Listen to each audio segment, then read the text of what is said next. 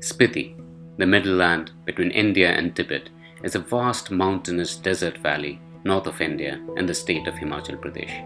The wind-swept landscape, with a heavy influence of Buddhism, as evidenced by the whitewashed chotans and the fluttering prayer flags, is a place where the gods live, as Rudyard Kipling once said. This surreal land of solitude and spiritualism is bereft of a basic necessity, though, during the winter months: water. As the quietly suffering inhabitants of this cold and rugged terrain will tell you, they have never seen water flow into their homes during the 4-5 months of their winter lives, ever. They have all spent at least 1/3 of their lives carrying a limited quota of water every day during winter from one of two neighborhood hand pumps. Slipping over snow and ice, the children, the women, the elderly, they all have to carry these heavy jerry cans on their tender backs at temperatures that fall to as low as -25 to -30 degrees Celsius.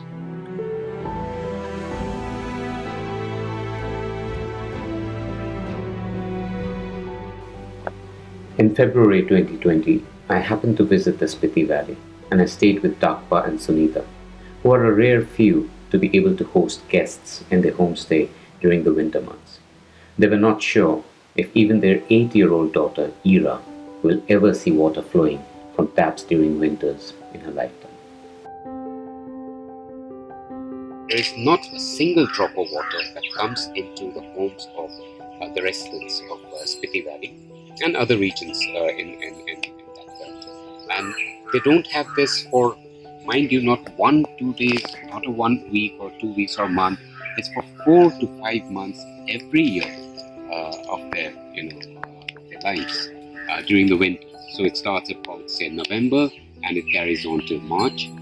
In between, that's the period when the pipelines freeze, some of the water sources freeze, and so there is no water in the taps of the households.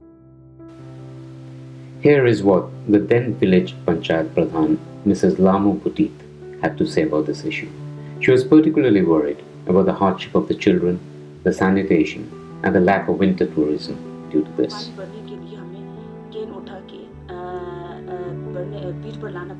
So where the source doesn't freeze, we have to go and take our jerry cans with us and bring back water on our backs.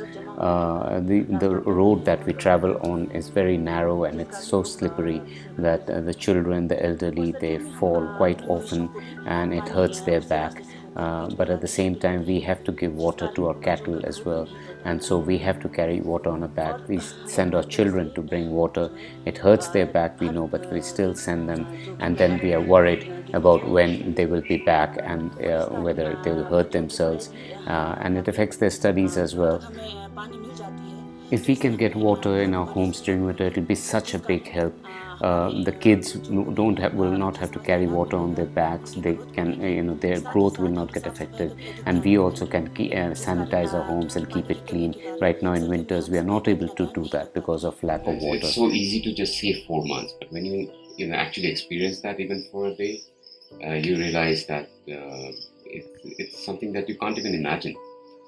Conceptualize basically that 4 months of every year, which is 1/3 of your life, you don't have water in your homes, so you have to go out, walk on snow and ice in this extreme cold weather. We are talking about -25, -30 here, and then carry these heavy jerry cans of water back. So this is how water has to be carried from quite a distance. There are a couple of hand pumps working here, which are wrapped in blanket and everything. Sometimes they burn tires. You just heat it up and then pump some water, and then have to carry and walk in this cold, in the slippery snow like this. And then he's resting right now. So I did carry these jerry cans one day, and I saw and I felt how hard it is to carry just one day on one particular occasion. And it's a distance of hardly 200-300 meters that I walked, but I had to stop 3 to 4 times during that walk because it was so heavy, and I kept slipping on the ice. And I started thinking that this is me. This is somebody who is fit, who is used to trekking and things like that. But when I think about And I saw little children, a 10-year-old, 11, 12-year-old. Then you saw ladies, young and old, and the elderly of this region, having to carry these water jerry cans on their back every day for 4 months during winter. Little girls, actually, completely schoolgirls, have to carry water like this. It was a revelation to me as well that people of the area, the beautiful people living in this beautiful land, have chronic back problems. And this is arising only out of the fact because they are hardy people otherwise, like people from the hidden regions are. The only reason is that when they are growing up, if they're growing up years, they carry these heavy jerry cans on their back. It affects their spine, and so the doctor explained very nicely that that is the reason why they have always had this lower back problem. And he also said that in hospitals during the winters there is not enough water to even sanitize. And in this day and age, when you see about these viruses and all, how much water is required, how much you need to wash your hands all the time, but there is no water. So how will you wash your hands? How will you wash the various equipment that you have in the hospitals? So that is the problem with the hospitals. Then you have the hotels and homestay owners who cannot run their hotels because they cannot entertain guests because there's no water. So the schools have to close down because there is no direct supply of water to schools where the children will come. So all of that put together, it's a situation for that 4 or 5 months, which is not just, when you say a lack of water, it's not just lack of water. It gives rise to a lot and lot of other problems of health. Here is what Dr. Tanzin Nuru, the Block Medical Officer of Gaza, had to say about the situation. It's very important that we ensure that the cleanliness of the hospital is maintained. Each and every section of the hospital, be it the lab, be it pharmacy, the doctor's duty room, sister's duty room, the wards, OPD section, each and every section should be clean. As we mop our hospital every day, so it's very important that we have water in hospitals even in the winters like in summers. Also, I've seen there's a big concern. In OPDs, we have patients who come to the hospital with complaint of low backache. It can be acute, it can also be chronic. This happens because in winters, the patients have to lift loads of water on their back. Sometimes it's a 20-liter can, sometimes it's a 40-liter can. So lifting this heavy weight on our back is very detrimental to the spine for a longer period. Because usually our spine is not conditioned to lifting this heavy load on each and every day on regular basis for a long time. And yes, in winters we have concerns that even of the sanitation, because the water is not readily available to us in winters. What the boys and girls grow up learning in Gaza is basically that every day, twice a day, for 4 or 5 months of the year during the winter, they have to carry water on their backs, they have to lug it holding it in their hands, and they have to walk over snow and ice back to their homes and then use that water very, very sparingly. This is what one of Gaza's favorite sons, Olympian Kalzan Dorje, had to say about this problem. He bemoaned the fact that even in the 21st century, people of Spiti have to face such huge difficulties and burden for such a basic need, and that activities like ice skating cannot be arranged for the children here since there is no water. हमेशा ये स्पीति में winter में एक challenge रहा है जब से मैंने होश संभाला है यहाँ पे लोग Since my birth, I have seen this challenge of water in winters in Spiti. People have to carry water on their backs, even now in the 21st century. I don't understand this at all. I have been to so many places due to representing India, some even colder than Spiti, and they get water in their homes. So why, after so many years of independence, should we have this problem? मुझे लगता है कि आज की date में स्पीति में भी समस्या नहीं होनी चाहिए पानी में यहाँ पे घरों It will be such a big help if you could get water here in Spiti during winters, because people have to bring water from such long distances, cut snow and bring it over and melt it to get water. To better understand the problem, in December last year, I visited some of the villages in the upper reaches of Uttarakhand, like Barsu, Harsil, Gwaldam, and some more such villages.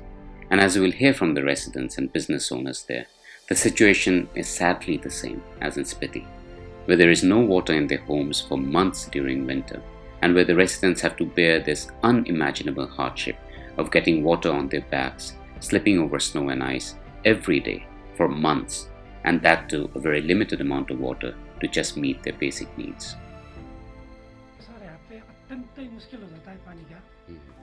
There is no water during winters, and it is a big problem. the pipes burst, so we can't get water even in the hand pumps. Sometimes we have to go down to the Ganges and get water from there.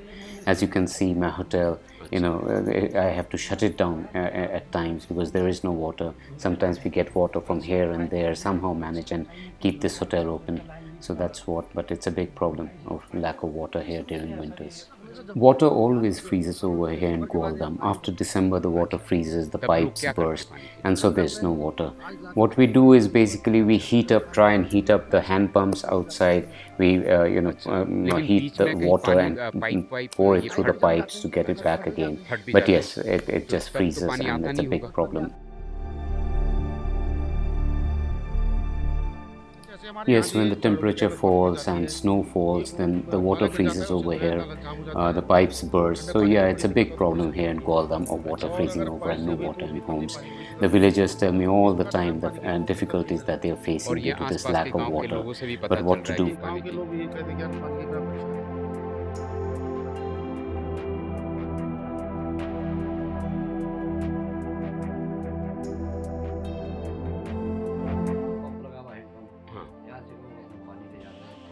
You see the hand pump over there, that's where the villagers come down to get water from.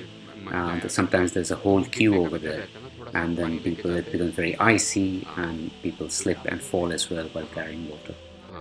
Yes, there are houses up on the hill and they also come down here to get water from the hand pump. And there's a little stream up there, they take water from there also if it doesn't freeze. And yes, it is slippery and dangerous to carry water such long distances. I'm 60 years of age and I've seen this throughout my lifetime. This is what we all do during winters to carry water over snow and ice for long distances. So when the temperature drops and there is snow and ice all around, the pipes burst, and so there is no water during winters here in Barsu. But we still need drinking water. We still need to feed the cattle, which is one of the main sources of income for the villagers. And so then the ladies have to carry water from some of the sources which don't freeze, and they have to carry heavy loads such as 150 to 200 liters per day. They have to carry on their backs. And in case they decide to melt some clean snow for water, drinking water, then they have to carry firewood, which is used to light the fire to melt the snow, and then that too they have to carry from up in the hills from the forests, and then they have to carry this heavy load back, light up the fire and make water from snow. So this is about 30 kgs, and this is all the ladies and kids carry this.